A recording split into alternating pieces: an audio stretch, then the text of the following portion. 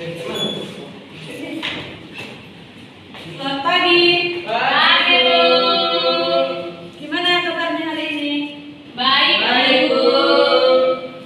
Baik, tolong dirapikan dulu tempat duduknya. Luruskan dulu. Luruskan di peta. Tengok sampai belakang. Gerak Bu di mana, Bu? Gerak mana di belakang, Bu? Gerak, ke depan gerak.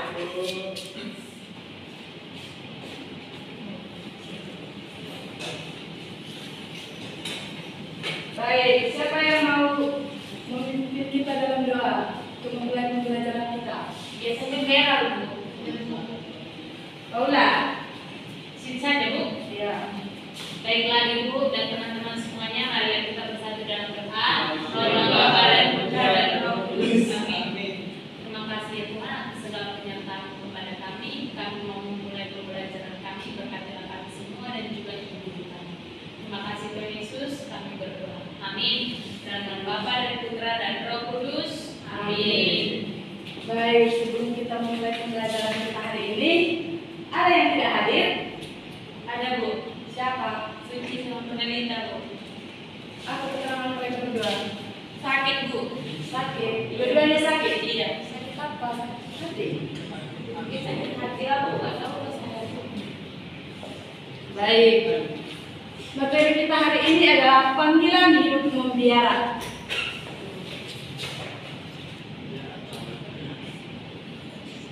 Sebelum masuk panggilan hidup membiara, Ibu ingin bertanya, apa itu panggilan? Apa gerak? Dipanggil. Ditawarkan. Tawarkan. Misalnya kan Bu, panggilan itu kayak panggilan menjadi suster. Panggilan menjadi suster. Ya. Yang lain? Panggilan saya perlu.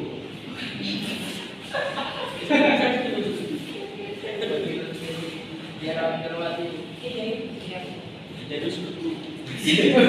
Ya, nanti jenis ya namanya, nanti jenis akan jadi seorang uskup. Amin. Baik, sebelum itu, pilihan hidup bukanlah sekedar masalah karir atau pekerjaan, melainkan masalah panggilan. Di kalangan Katolik ada 3 cara hidup. Yang pertama, hidup berkeluarga, dan yang kedua itu hidup selibat atau membiara atau membentuk lainnya atau komunitas-komunitas lainnya. Dan yang ketiga itu adalah hidup sebagai rohaniwan. Dan yang kita akan bahas di sini adalah tentang yang kita pelajari hari ini adalah hidup selibat atau membiara atau bentuk lainnya. Arti dan makna hidup membiara. Baik, siapa yang mau membacakannya? Saya Bu. Ya, perlahan. Arti dan makna hidup membiara. Pertama, hidup membiara merupakan ungkapan hidup manusia yang menyadari bahwa hidupnya berada di tangan Tuhan, agar hidupnya dapat diungkapkan secara padat dan menyeluruh. Orang melepaskan dirinya dari segala urusan hidup keluarga. Yang kedua, hidup membiara menuntut supaya suatu penyerahan diri secara mutlak dan menyeluruh. Yang ketiga, cara hidup ini sangat memungkinkan manusia untuk mengembangkan diri dan pribadinya. Hidup membiara mempunyai amatnya sendiri, yakni menunjukkan dimensi hadirat Allah dalam hidup manusia. Ya, terima kasih Lau. Hidup membiara merupakan ungkapan hidup manusia. Jadi dalam gereja Katolik, hidup membiara itu juga perlu untuk para kaum muda. Seperti di peta, mau nanti masuk membiara, jadi suster. Jadi agak cocok jadi suster, Bu. Kenapa? Jadi mana dia cocok? Jadi cocoknya jadi martir. Kita tidak boleh begitu. Kita harus mendoakan di peta. Iya. Dia di peta. Bu, masa aku dipukul? Gak boleh gitu di peta. Nanti Jenius akan jadi seorang uskup. Iya, nanti. jadi amin. Bruder diam Jadi saja. mana? Nah, maka dari itu hidup Maka dari itu hidup membiara ini akan menuntut kamu suatu ke dalam penyerahan hidupmu sepenuhnya kepada Tuhan. Jadi jenius, kalau kamu nanti mau masuk hidup membiara, kamu harus menyerahkan hidupmu sepenuhnya kepada Allah. Nah, jadi tidak boleh berpacaran apa macam. Ya jenius ya.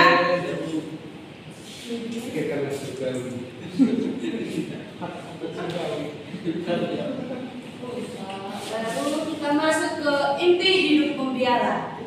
Baik, DPTA, tolong bacakan DPTA. Kenapa Bu? Kenapa? Masa nggak nampak? Dapat Bu. Ya aja.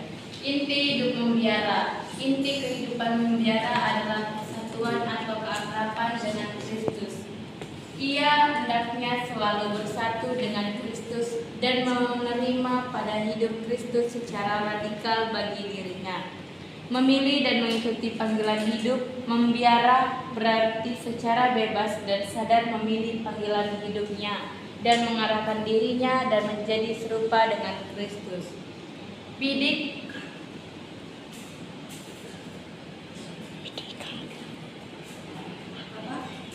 apa LG Bu? Baca aja kayak gitu. Bidik LG 42 dan 44 untuk menyerupai dan bersatu dengan Kristus. Orang harus sering berkomunikasi dan bertemu dengan Kristus. Pertemuan dan komunikasi efektif dengan Kristus dalam doa merupakan inti dari hidup membiara. Ya Bu. Ya, inti hidup membiara adalah untuk mempersatukan atau mengakrabkan diri kita kepada Kristus. Kenapa ada masalah di situ? Jen, dikit-dikitnya. Ada Bu, hukum saya bukan dia Bu. Dia memang tidak mau. Tolong dijaga ketertibannya ya. Ya Bu. Yang kedua, memilih dan mengikuti panggilan hidup membiara berarti secara bebas dan secara sadar bahwa panggilan hidup akan mengarahkan diri kita kepada Yesus Kristus. Nah, untuk menyerupai dan bersatu dengan Kristus, orang harus sering berkomunikasi. Berkomunikasi berarti lewat dengan doa. Nah, pertemuan dan komunikasi efektif dengan Kristus dalam doa merupakan inti dari hidup membiara. Baik, inti hidup membiara yang kedua. Siapa yang mau membacakan? Paula, silakan. Persatuan dengan Kristus merupakan inti dan tujuan hidup membiara. Tanpa persatuan dengan Kristus, hidup membiara akan rapuh karena tidak memiliki dasar. Seorang biarawan atau biarawati hendaknya terus-menerus mengusahakan persatuan erat dengan Kristus dan menerima pola hidup Kristus secara radikal atau sampai ke akar-akarnya bagi dirinya. Inti hidup Kristus didasarkan pada cinta Allah sendiri. Demi cintanya kepada manusia, Allah mengutus putranya ke dunia untuk mewartakan, menjadi saksi, dan melaksanakan karya keselamatannya bagi manusia. Yesus menjalankan tugas perutusannya secara sempurna dan radikal. Sudah. Iya, inti hidup membiara juga merupakan persatuan erat dengan Kristus. Inti tujuan hidup membiara. Tanpa persatuan dengan Kristus, hidup membiara akan rapuh dan tidak akan berjalan dengan baik. Nah, seorang biarawati hendaknya terus-menerus mengusahakan persatuan erat dengan Kristus. Nah, di sini yang mau sebagai biarawati hendaknya dia mengusahakan persatuan erat dengan Yesus Kristus dan tidak boleh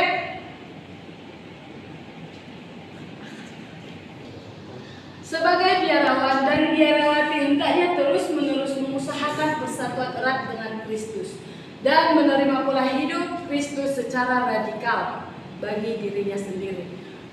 Nah, yang kedua itu inti hidup Kristus didasarkan cinta Allah sendiri. Jadi, yang hidup dalam membiara itu adalah merupakan cinta Allah sendiri kepada mereka yang memilih itu. Nah, demi cintanya kepada manusia, Allah mengutus putranya ke dunia untuk mewartakan, menjadi saksi, dan melaksanakan karya keselamatannya bagi manusia. Nah, Allah mengutus para biara-biarawati sebagai saksi dan melaksanakan karya keselamatan di dunia ini. Yesus menjalankan tugas perutusannya secara sempurna dan radikal. Dan para biarawati juga, Yesus yang mengutus mereka, memilih mereka untuk hadir dalam perutusan secara sempurna dan radikal dalam hidup melayani. Mau bertanya, Bu? Ya, tanya apa Paula? Slide yang tadi, Bu. Itu kan Bu ada dikatakan di situ menerima pola hidup Kristus secara radikal sampai ke akar-akarnya. Itu maksudnya bagaimana? Sampai ke akar-akar? Menjadi seorang pelayan itu, mengikuti Yesus itu tidak memikirkan harta duniawi, melainkan dia mengikuti jalan Kristus dengan kesederhanaan. Bagaimana pula? Jadi dia menjadi orang yang lebih sederhana lagi untuk mendekatkan dirinya kepada Yesus Kristus, begitu? Iya. Terima kasih, Bu. Selamat pula. Inti hidup membiara yang ketiga. Siapa yang mau membacakan? Sinta? Denius. Silakan Denius. Satu inti hidup Kristus didasarkan pada cinta Allah sendiri. Jadi cintanya kepada manusia, Allah mengutus putranya ke dunia untuk mengatakan menjadi saksi dan melaksanakan karya keselamatan bagi manusia. Yesus menjalankan tugas perutusannya secara sempurna dan radikal dengan dua, menyerahkan diri secara total kepada Bapaknya. Tiga, memiliki dan menggunakan harta benda hanya sejauh diperlukan untuk melaksanakan karyanya. Empat, dan saat kepada sampai wafat di kayu salib. 5, pola hidup semacam itulah yang sebenarnya dihayati oleh seseorang dirawat dalam kehidupan sebagai tanda kesatuan dengan Kristus. Baik, inti hidup membiara yang ketiga itu, Yesus menjalankan tugas perutusannya secara sempurna dan radikal. Antara lain yang pertama itu menyerahkan diri secara total kepada Bapaknya. Nah, sebagai yang mau hidup membiara itu harus menyerahkan dirinya secara total kepada Bapaknya, atau sepenuhnya kita menyerahkan diri kita itu kepada Bapa kita, yaitu Yesus Kristus. Nah, yang kedua, memiliki dan menggunakan harta bendanya hanya sejauh diperlukan untuk melaksanakan karyanya. Ada 3 kaul-kaul dalam hidup membiara, ada 3. Siapa yang tahu? Kebun, kalau kemiskinan, kalau ketaatan, dan kalau kerugian. Sebelum masuk ke situ, siapa tahu apa itu kaul kemiskinan?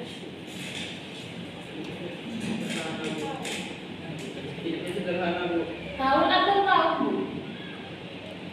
Tadi kaum, Bu, saya lihat. Oh iya, tadi itu kesalahan teknis ya. Oh, iya. Maaf ya Paula ya. Ya, Bu. Baik, kita masuk ke kaul kemiskinan. Siapa yang mau membacakan? Irfan. Kenapa tak tahu Irfan? Bacakan. Bisa. Kaum kemiskinan. Memiliki harta benda adalah hak setiap orang. Namun, dengan mengucapkan kaum kemiskinan, orang melepaskan hak untuk memiliki harta benda tersebut. Yang kedua, ia hendak menjadi seperti Kristus, bersikap bebas terhadap harta dan benda, tidak lekat, tak teratur terhadap barang-barang duniawi. AL, kenyataan, keluarga, saudara, kekayaan, keluarga, saudara, atau teman. Ia hanya mengikatkan pada panggilan dan misinya.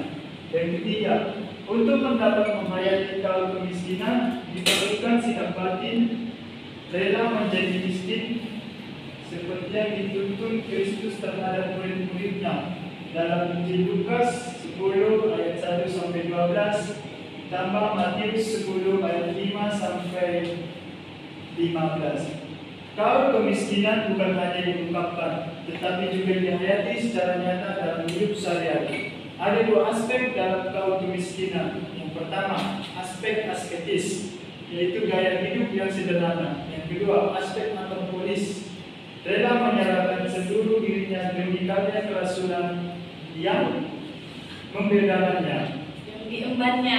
Kenapa itu? Baik, kaum kemiskinan. Yang pertama, memiliki harta benda adalah hak setiap orang. Namun, dengan mengucapkan kaum kemiskinan, orang melepaskan hak untuk memiliki harta benda tersebut. Nah, dalam mengucapkan kaum kemiskinan ini, orang yang hidup membiara itu harus meninggalkan hartanya dan juga meninggalkan orang tuanya serta seluruh keluarga, teman-teman atau lain sebagainya. Nah, yang kedua, ia hendaknya menjadi seperti Kristus, bersikap lepas bebas terhadap harta benda atau tidak lekat teratur terhadap barang-barang duniawi. Dan yang ketiga, untuk dapat menghayati kaum kemiskinan diperlukan sikap batin rela menjadi miskin. Nah, untuk menghayati kaum kemiskinan ini diperlukan sikap batin yang menghayati akan Yesus Kristus sebagai Bapanya dan menghayati kehidupannya. Bagaimana kehidupan Yesus Kristus? Itulah yang diikuti oleh para biarawan-biarawati. Nah, di dalam kaum kemiskinan ada dua aspek dalam kaum kemiskinan. Yang pertama, aspek asketis atau gaya hidup yang sederhana. Dalam hidup membiara, gaya hidup yang sederhana itu adalah yang paling penting dan utama. Dan yang kedua, aspek apostolis, rela menyerahkan seluruh dirinya dalam karya kerasulan. Nah, seorang biarawan harus menyerahkan dirinya sepenuhnya kepada Allah Bapa, bahkan manifestasi pribadi Kristus atau meletakkan kehendaknya di bawah kehendak pembesar demi kerajaan Allah.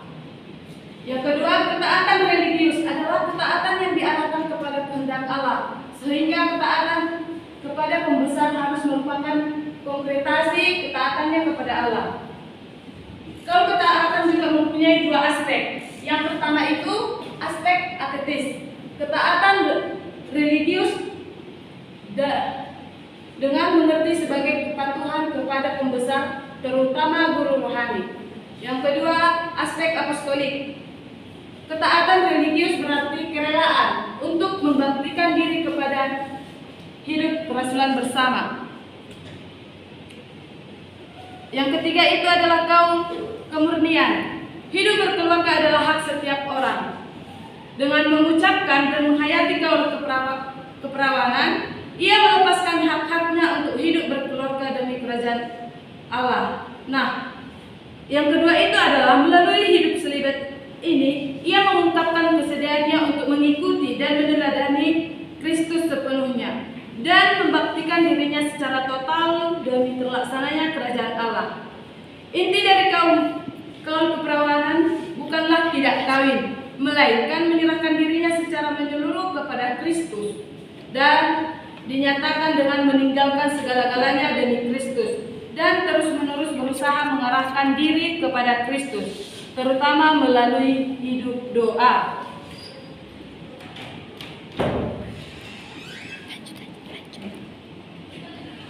Ketiga kaul ini dapat diikatkan sebagai suatu sikap radikal untuk mencintai Bapa atau keperawanan, pasrah kepada kehendak Bapa atau ketaatan, serta ketergantungan dan berharap pada Bapa atau kemiskinan. Dengan menghayati ketiga nasihat Injil, maka orang akan menjadi tanda yang pertama yang memperingatkan kita supaya tidak terlalu terpaku pada kekayaan dan harta, dan kuasa dan kedudukan, perkawinan, kehidupan berkeluarga, walaupun semuanya itu bernilai. Yang kedua, yang mengarahkan kita kepada kerajaan Allah yang sudah mulai terungkap kepada kenyataan yang akan datang.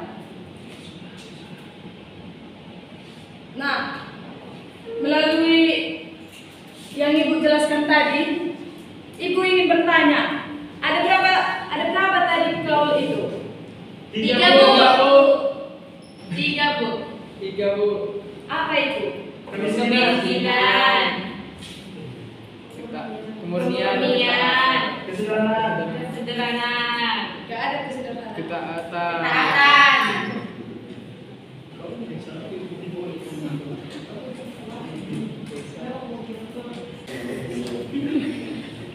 Dari yang Ibu terangkan tadi, siapa yang dapat membuat kesimpulan pembelajaran kita pada hari ini?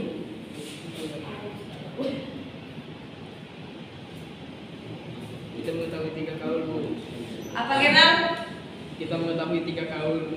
Kita tidak membiara. Ada kaul miskin, ketaatan, dan kemurnian. Baru? Itu aja, Bu. Ya. Baik. Ibu akan menyimpulkan kesimpulan pembelajaran kita hari ini adalah hidup membiara merupakan salah satu bentuk pengabdian kepada Yesus. Dan yang kedua, melalui hidup membiara, para suster dan bruder membuktikan dirinya atau melayani untuk sesamanya. Yang ketiga, pelayanan yang mereka lakukan dapat berupa pelayanan di bidang pendidikan, kesehatan, dan bidang religius. Baik, karena waktu kita sudah habis, Ibu akan memberikan tugas. Tugas ini tugas pribadi ya. Ya, Bu. Oh ya, Bu. Ya, Bu. Yaitu 1, tuliskan sebuah doa pada hidup membiara, pada kehidupan membiara. Itu nanti dibuat di 1 lembar ya. Oh ya, Bu. Minggu depan dikumpulkan. Oh ya, Bu. Baik, selanjutnya ini mata pelajaran apa? Mas masuk? Matematika, Mas, Bu. Ibu, matematika. Apakah kita perlu berdoa untuk Bapak Aureli? Penutup nanti. Lagi mau masuk. Pelajaran matematika, Bu. Kamu semangat kali ya, Pak, karena udah siap pembelajaran agama. Baik, terima kasih ya. Lalu Selamat pagi. Pagi, Bu.